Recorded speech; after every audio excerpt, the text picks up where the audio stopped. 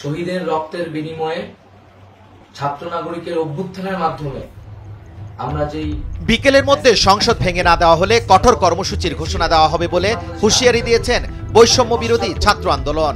আজ বেলা 12:15টার দিকে এক ভিডিও বার্তায় এই ঘোষণা দেন বৈষম্য বিরোধী ছাত্র আন্দোলনের সমন্বয়ক নাহিদ ইসলাম। মুক্তিকামী ছাত্র জনতার পক্ষ থেকে স্পষ্টভাবে বলতে চাচ্ছি। তিনি আরো জানান, গণ অভ্যর্থনের পরে ফ্যাসিস্ট হাসিনা সংসদ বিলুপ্ত করা হয়নি। আজ বিকাল 3টার মধ্যে সংসদ ভাঙা না হলে আগামীকাল কঠোর কর্মসূচি ঘোষণা করা হবে। বিপ্লবী ছাত্র জনতাকে প্রস্তুত থাকার আহ্বান জানাচ্ছি। এই বাংলাদেশকে ফ্যাসিবাদী রেজিম থেকে মুক্ত করার সমন্বয়ক নাহিদ বলেন, রাষ্ট্রপতি বলেছিলেন তিনি অনতিবিলম্বে জাতীয় সংসদ বিলুপ্ত ঘোষণা করবেন, কিন্তু আমরা দেখতে পাচ্ছি অভ্যুত্থানের পরেও এখনো ফ্যাসিস্ট হাসিনার সংসদ রয়ে গেছে। আমরা ঘোষণা করছি দুপুর 3টার মধ্যে এই ফ্যাসিস্ট হাসিনার সংসদ ভেঙে তা বিলুপ্ত করতে হবে। যদি বিলুপ্ত না করা হয় তাহলে আমরা কঠোর কর্মসূচি ঘোষণা করতে বাধ্য হব। আহ্বান জানাচ্ছি যে এই ধরনের ঘটনাকে প্রতিহত করার জন্য অন্তর্বর্তীকালীন সরকারের সব প্রস্তুতি রয়েছে উল্লেখ করে তিনি বলেন, আমরা ইতোমধ্যে অন্তর্বর্তীকালীন সরকারের প্রধান উপদেষ্টার নাম ঘোষণা করেছি।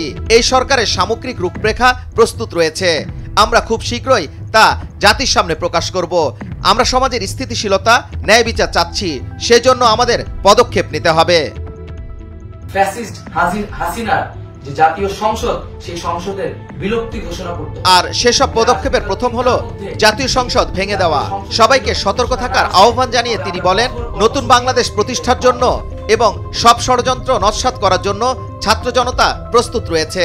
আমরা দেখতে পাচ্ছি নানা জায়গায় লুটপাট, সহিংসতা ও সাম্প্রদায়িক হামলার মতো ন্যাক্কারজনক ঘটনা ঘটেছে।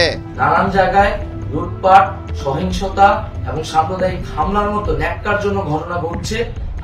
আমরা এর তীব্র নিন্দা জানাই। ছাত্র জনতার কাছে বলতে চাই, এসব ঘটনা প্রতিহত করে আমাদের প্রস্তুত থাকতে হবে, আমাদের দায়িত্ব নিতে হবে। কেউ যেন এই আন্দোলনকে নস্যাৎ না করতে পারে সেই দিকে আমাদের সজাগ থাকতে হবে।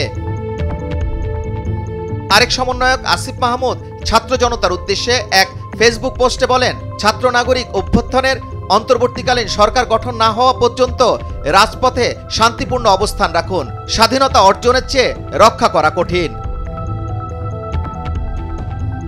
এর আগে ভোর 4টার পর ফেসবুকে দেওয়া এক ভিডিও বার্তায় নাহিদ ইসলাম বলেন, অন্তর্বর্তীকালীন সরকার গঠনের রূপরেখা দিতে আমরা 24 ঘন্টার আলটিমেটাম দিয়েছিলাম, কিন্তু জরুরি পরিস্থিতি বিবেচনায় এখন রূপরেখা ঘোষণা করছি।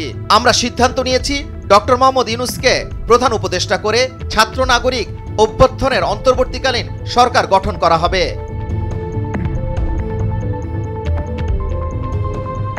তার সঙ্গে আমাদের কথা হয়েছে, তিনি দায়িত্ব নিতে সম্মত হয়েছেন। তিনি আরো বলেন, আমরা আজকের মধ্যে সরকার গঠনের প্রক্রিয়া দেখতে চাই। রাষ্ট্রপতির কাছে অনুরোধ থাকবে ডক্টর মোহাম্মদ ইউনূসকে প্রধান উপদেষ্টা করে অন্তর্বর্তীকালীন সরকার গঠন করা হোক।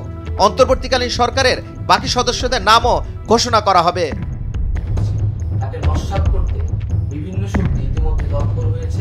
এবং নানা ধরনের ষড়যন্ত্র। যুবরাজ ফয়সাল, ভোরের কাগজ, ঢাকা।